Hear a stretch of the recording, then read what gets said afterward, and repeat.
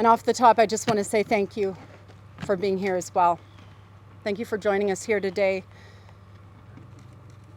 We're back in Denare Beach, and again highlighting the fact that Scott Moe and his Sask Party government have yet to answer why they didn't have this community's back during the wildfires, and also answer for why he still hasn't shown up. More than 200 homes here in Denare Beach were destroyed by the Wildfire. The first step, the most basic step for any leader, is to show up, to listen to the people that you are supposed to serve, to hear their concerns, to work with them, to find solutions. I think it's understood, and I've heard it from people already here today, that no premier or no leader can simply snap their fingers and make this all go away. But the road to rebuilding starts with hearing from the people who have lost so much and being brave enough to answer their questions, even when showing up and answering those questions is hard. And there are a lot of hard questions here. Why did it take so long to call in help, to call in the military? Why did the local Denare Fire Detachment essentially fend for itself?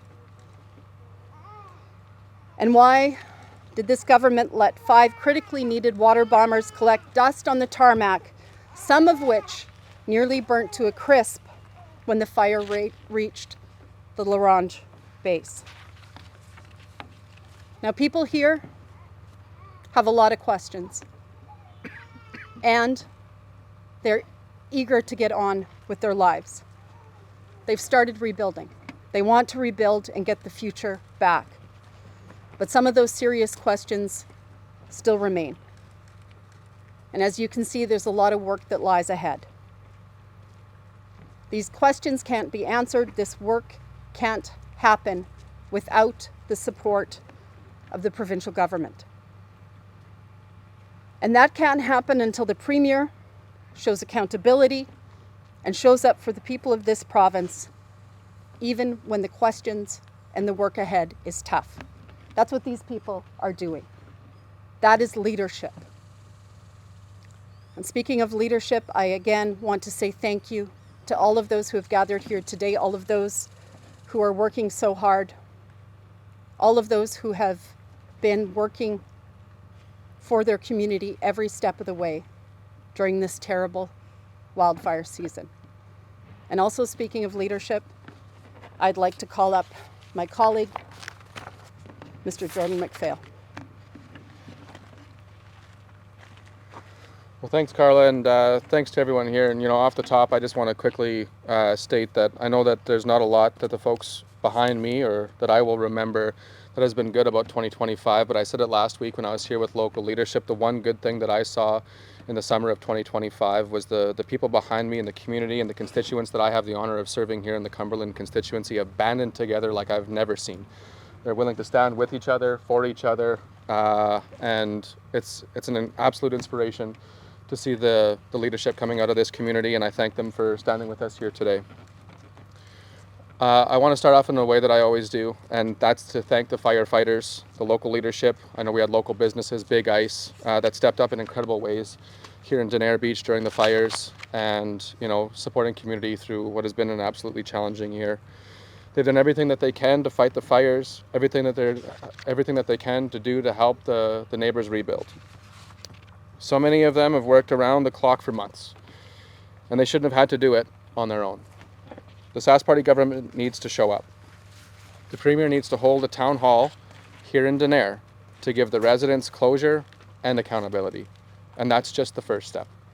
So much can be done to speed up rebuilding and bring this community back stronger than ever. They can remove the PST on construction labor. The province should not be profiting off of any of these homes that have been lost in the fires. And they finally need to start delivering some financial support.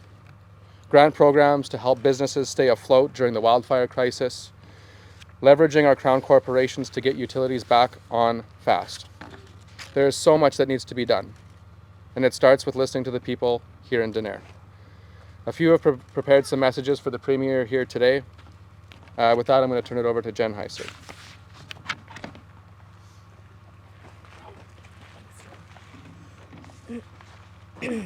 Good afternoon, everyone. Thank you for joining us today.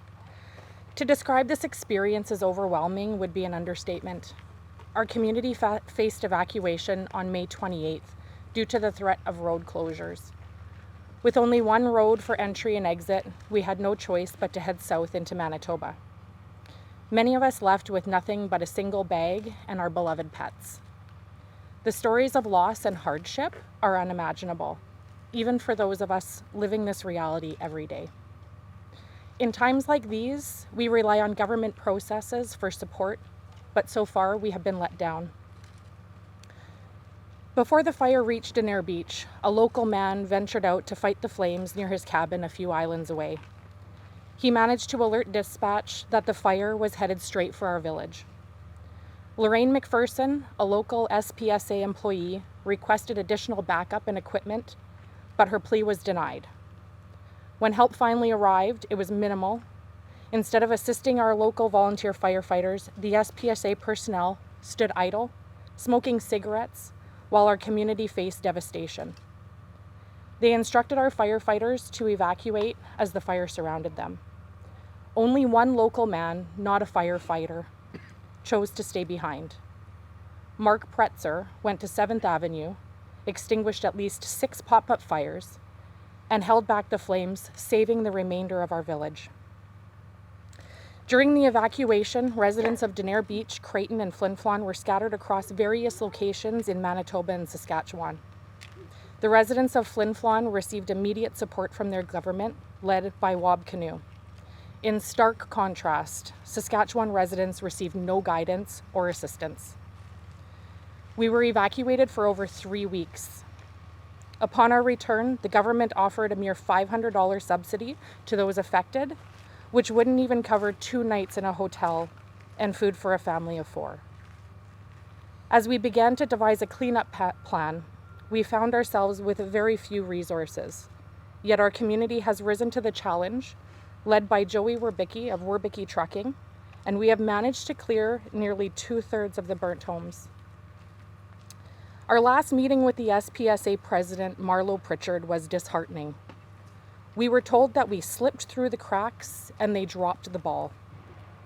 The Saskatchewan Public Safety Agency has been entrusted with $118.9 million of our tax dollars, and their mandate is to safeguard the people, property, and resources of Saskatchewan.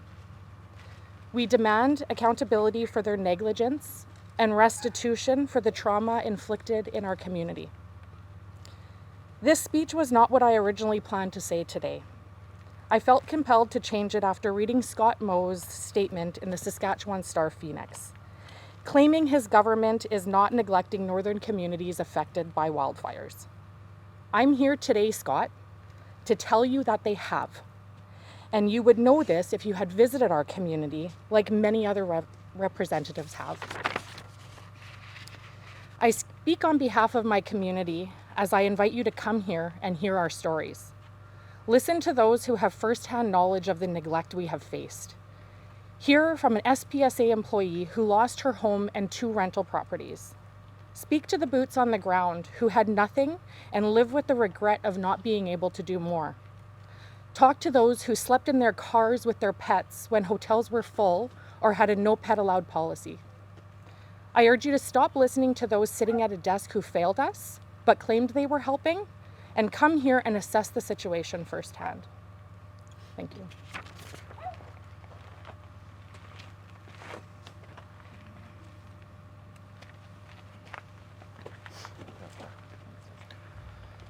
Hi, I'm Dustin Trombley. You probably see me around on doing these, and I've said this right from the start. I do not know why we do not matter up here to you, Scott, Mo. As you can see behind me, friends, family, people, everybody's here.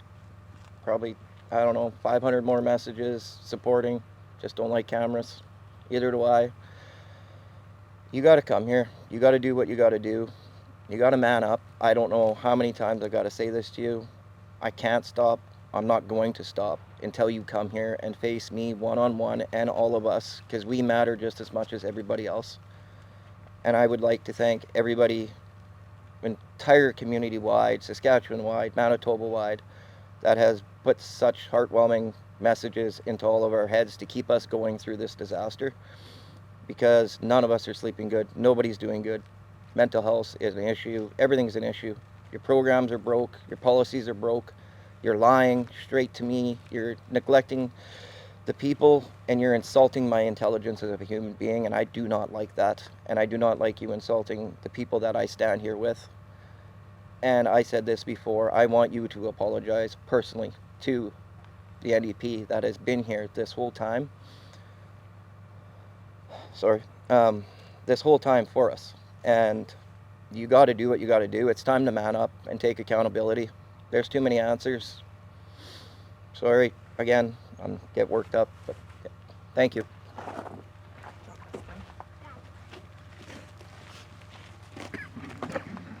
Hi, my name is Rhonda Werbicki. On June 2nd, we lost our home of 26 years to the Wildfire. I want to start off by saying how disappointed I am in Scott Moe and his government's response to our fire. I realize there's been many fires in Saskatchewan this season that have affected many different communities, all of which deserve the same attention as ours. But today I specifically want to address Denare Beach, since Mr. Moe has yet to visit. As our premier, there are certain things us as taxpayers expect. At the top of that list is feeling safe. I feel he has let us down in Denare Beach, and I'll explain why. He held a press conference last week, which he was asked a specific question by a reporter why he hasn't been to Denare Beach yet. He chose to give a typical runaround response about how he's been to other communities. That's wonderful, but again, not answering the question. As premier, I question how he cannot make a community that lost over 200 homes a priority. He says he has his people reporting to him, and okay, that's fine. Well, I can tell you, I seen pictures and videos of our community when it burnt down. It was terrible, but once I actually came here in person and saw the destruction, it was 100 times worse than any other picture or video could show. You need to see what our community has been reduced to, Mr. Moe. It is your job to know firsthand what is happening in your province. Also in his press conference, he said how he's brought in help from other provinces and countries to help with our fires. Okay, Mr. Moe, that might be true, but can you tell us the dates that you did that? Was it before or after June 2nd when our community burnt down? You also spoke about how the fire that came to Denare Beach was a monster that was uncontrollable. Yes, you are correct. On June 2nd, the winds gusted to over 80 kilometers an hour, which led the fire to destroy everything in its path. But Mr. Moe, what you have not addressed is what day did the Wildfire start? I'll tell you. It started in the middle of May due to a lightning strike near Foran Mine. On May 22nd, the mine was evacuated due to the threat of fire. That fire was just left to burn, uncontrolled for weeks. I'm curious as to why your government would just let a fire burn uncontrolled. Had something been done about that fire weeks before, maybe we wouldn't be homeless now. And how about the days before the fire? It's been shown that the fire on May 30th had burned an estimated 29,000 hectares. By June 3rd, the day after 2/3 of Denare Beach burnt, it had burnt an area of 71,000 hectares. So what happened between those dates? Well, hearing from our local fire staff, local SPSA member, and local firefighters, it seems there was multiple requests for help days before the fire hit our community. Those requests went unanswered. After being evacuated for over 3 weeks, we were allowed back June 22nd. On June 23rd, the SPSA met with a large group of us in Creighton to answer some questions about the fire. Well, Mr. Moe, I'm not sure if you watched that meeting online, but many of us were embarrassed that the SPSA came so unprepared, to the point that they couldn't answer simple questions like what day the fire had started, as well as how many structures had been destroyed. This was 3 weeks after the fires destroyed our community. The local fire dispatcher and firefighters hammered them with questions that they flat out could not answer. We were promised a follow-up meeting, and it's been almost 2 months with no word of one. Speaking of evacuation, did you know it was 4 weeks after we were evacuated that some of us got our first checks from the SPCA for evacuation help? That means we went 4 weeks on our own dimes away from our communities, paying for food and shelter. And during that time being evacuated, many were not getting paid from work unless they took holidays. Do you know the huge financial burden that was? And did you know that after your incredibly generous donation of $50 million to the Red Cross, that we were denied any help from them? It wasn't until the Saskatchewan Ombudsman got involved, and now after 2 months, the Red Cross is saying that they'll help us out. A little too late. My biggest question to you, Scott Moe, is what are you afraid of? Why won't you meet with us? Do you know that you and your government screwed up and you can't face us? Is it you can't answer our questions? You say you have been busy. Well, yes, you have. Looking through your Facebook posts, you've had lots of fancy meetings with important people such as our Prime Minister. You've had a great time in Calgary at the Calgary Stampede. You've had time to go to local events and even a weekend of golf. I'm pretty envious. Much of our summer has been trying to find a place to rent, which has been almost impossible since over 200 homes were destroyed, and there's only so many places to rent up here. Did you know I'm actually having to live hundreds of kilometers away from our community since there's no long-term place for me to stay? Come wintertime, many people now staying in campers may not be in the same boat as myself. And having to find alternate places to live. My summer's also been super busy, making out hundreds of pages of contents lists for insurance. Do you know how detailed these lists have to be? It's crazy. How do we remember what store we bought our wooden spoons in, and how old they are, and what we paid for them? Do you know that we even get depreciated on everything we owned, even though we still have to pay full cost on everything to replace it? But the funniest part of the summer was putting on respirators and boots and digging through the ashes of 26 years worth of memories, just hoping for that one coffee mug that maybe didn't burn. Nothing humbles you quite like that. So as you can see, we've had a pretty busy summer too. Another question for you, Mr. Moe, is there's been rumblings that after the fire, many insurance companies will be pulling out of the north. So now what? Will we be left with no insurance? Or is there one or two companies willing to insure us? But what will our premiums be? I know many of us are questioning whether we should rebuild here or not.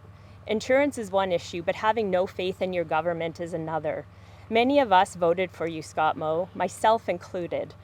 And you let us down by not talking to us or communicating with us at all. You are sending a clear message, you don't care.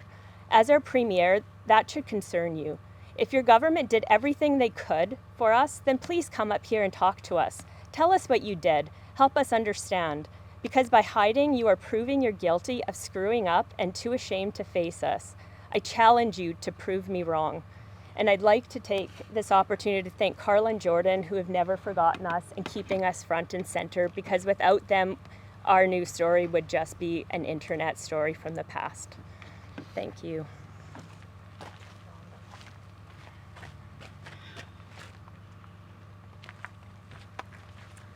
Hi, my name is Linda Lowe.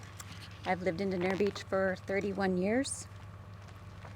My story is much the same as everyone else's. I'm just going to touch on a few things that I think I need to get across to Mr. Moe. Let me be clear, the Wildfire was started by lightning. It wasn't arson, it wasn't kids, it was lightning, Mother Nature. It would have been cut off weeks before our homes if it had been looked after. Premier Moe and the SPSA, we demand better for the North, for the future, for our kids, and for other communities in the North. This fire exposed not only the cost of our homes and our livelihood, but the cost of neglect and failure of leadership under Mr. Moe's Northern Saskatchewan leadership. His government's response was not just delayed, it was dismissive. While flames approached our community, we requested support. We got silence instead, until the pressure became too politically inconvenient for you to continue to ignore Mr. Moe. I'm here today because I want to have some questions answered and accountability claimed by the current leader and by the SPSA directors. On May 26th, 1 week before Denare Beach, a base employee, Lorraine McPherson, requested a 200-man cache. She was told by her director not to put in the request. Why? Why would a director say, don't bother putting in the request? 1 week before the fire was near us, 80 kilometers from us. The SPSA chose to have a town meeting in Creighton on June 23rd. Why did they choose June 23rd? 1 day after evacuation was lifted for Denare Beach, I didn't even have a place to come home to yet. At this meeting, Lorraine spoke and many others from the community. I want to know why these representatives who showed up from the SPSA looked like fools. They had no data. They had no data on when the fire started. They had no data on the fire path. They had no data on the resources that were left here available to us in Denare Beach to fight the fire, or what was in surrounding areas that we could maybe get. I strongly suggest to Mr. Moe, his ministers, and the SPSA to rewatch this town meeting. You can find it on YouTube. Listen to the employees, listen to the firemen, listen to the people of the community talk about how they requested and how they were ignored. And here we are in August. We're getting ready to go back to school. We don't have a home. And still nothing from Mr. Moe. Still nothing from the SPSA as to why we don't have homes. You've created this recovery task team and allocated $20 million for communities affected by wildfire. I would like to know, will this cover the cost of cleanup, infrastructure repair? What about the expense of the new underground SAS power lines we all have to have put in now that the fire has come? Will this cover all the communities or just Denare Beach? What's covered by the province? Many of us are bringing in RTMs because we want to be back on our properties as soon as we can. To bring in an RTM, you have to lift the Saskatchewan power lines. There's 30 of them from the 106 to here. We have to pay for those. I don't think we should. I think Mr. Moe and his government should pay for those. When will you admit your failures and the lack of communication? The absolute mess of calling the SPSA for financial aid. The absolute mess of being told to call the Red Cross and denied. I myself and my family went to stay at the Saskatchewan Inn for a medical appointment. I saw that the Red Cross was down there 3 days after the fire. I went down and I said, I'm from Denare Beach. Can my family come in and have a meal and get some blankets? And he said, yes, I need to see your ID. I gave him my ID. He said, I'm sorry. Denare Beach is not covered by the Red Cross. You'll have to get in touch with the SPSA. So I paid $180 a night to stay in that hotel while my neighbors and friends who were covered got to eat and got to pick out clothes. And we paid from our pocket. Mr. Moe has failed us completely. The SPSA has failed us completely. He hired the SPSA. He donated to the Red Cross, who now, 1 month later, are being told they need to help us out. Mr. Moe, will you commit to an overhaul of fire prevention, resources, and northern response times for the rest of the north?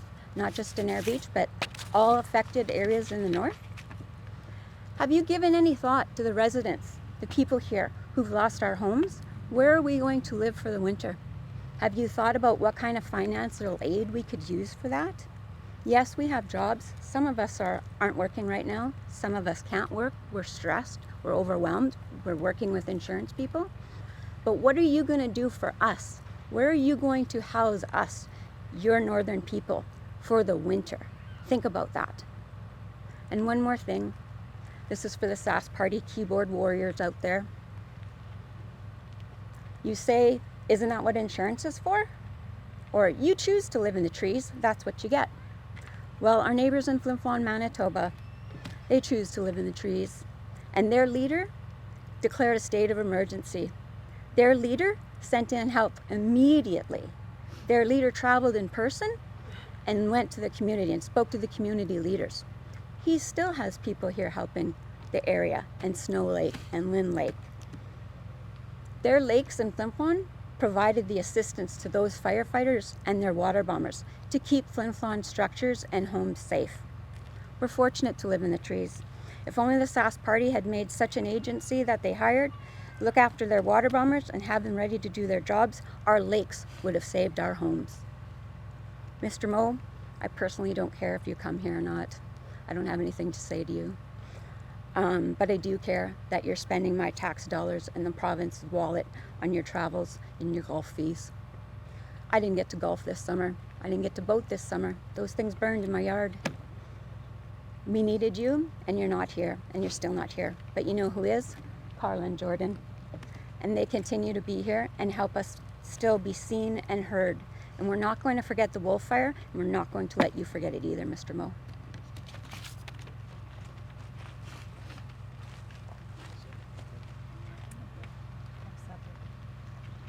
If anyone else would like to speak, you're certainly welcome. No obligation, but if you feel like there's something you want to say.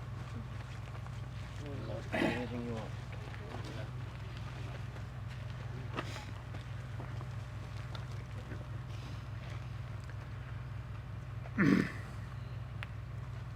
My name's Greg McBratney.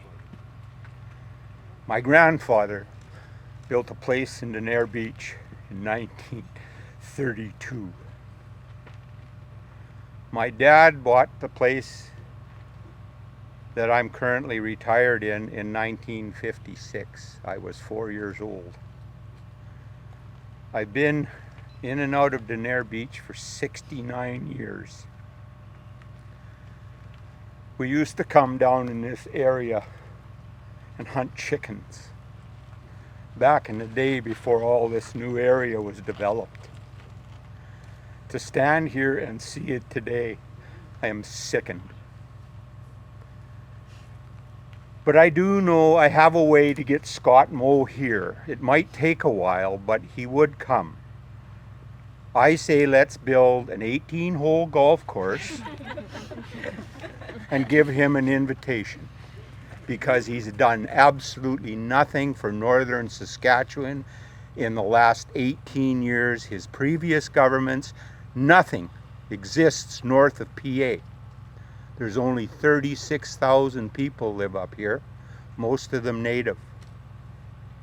So does he care about votes? Not one damn bit. And that is a fact.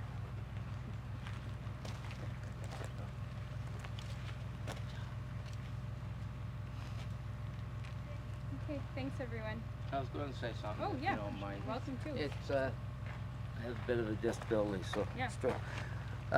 we've been up here since 2000. We bought a cabin, later built a house, had multiple properties which we've lost, and the devastation of what we lost is incredible, as well as the heart and soul that the firefighters put in to try to save it. But after we're done all this devastation and everything, now we have to go through the anguish of dealing with insurance companies, as Rhonda said, and we spent hundreds of hours just going through our stuff, trying to remember things, only to have them send back pages and tell us in 10 days they need an answer, which has already been discounted to 30 cents on the dollar. Now, when I bought my premiums and paid for them, I had full replacement. I didn't see anything that said I had to buy stuff to replace it.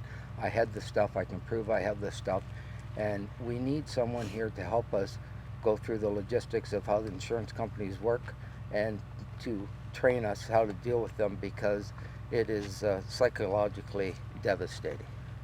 That's all I have to say.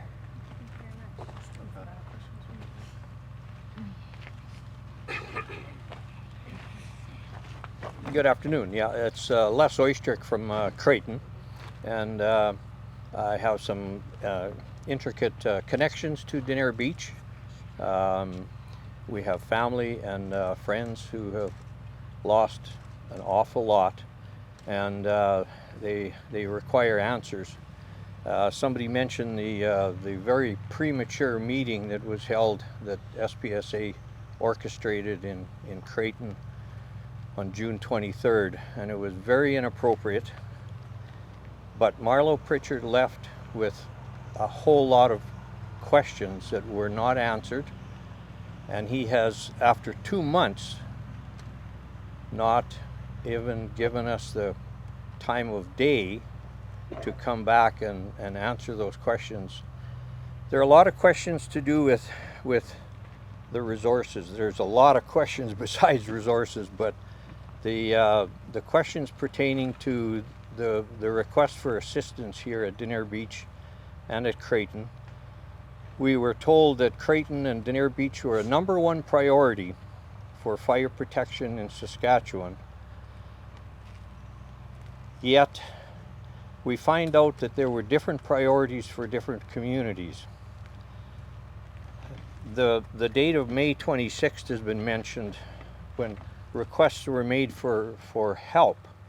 There were pleas for help. It wasn't just questions, there was pleas. It was not until a little later that we did hear that there were some communities in Lake Country that were receiving resources to protect their communities. And I will mention that Scott Moe did make a comment at one point in an interview where he was extremely concerned about his friend's home in Lake Country. Now, there were a lot of people who assumed that that was Candle Lake. And I have no doubt that he probably has 2 or 3 friends at Candle Lake. But he also has some very close friends at Little Bear Lake. Little Bear Lake declared a state of emergency on May 23rd. Literally within hours, somebody in SPSA signed contracts for 2 out-of-province specialized firefighting contracting companies. And they were dispatched to Little Bear Lake. Don't get me wrong, those 150 homes and cabins that were protected at Little Bear Lake, we are very thankful. Everybody should be thankful that they were protected. But when they were protected with specialized help, within hours of the same time that help was denied for Denare Beach, there's something dreadfully wrong with the way priorities within SPSA and within Scott Moe's purview. This is on his watch.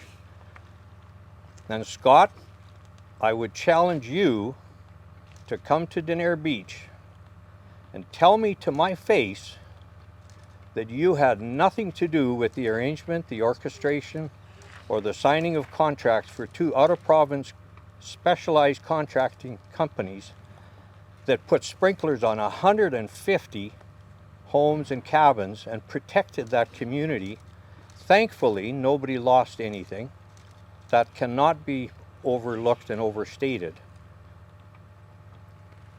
But why weren't the same considerations given to Denare Beach? And I challenge you to come here and tell me to my face that you had nothing to do with that.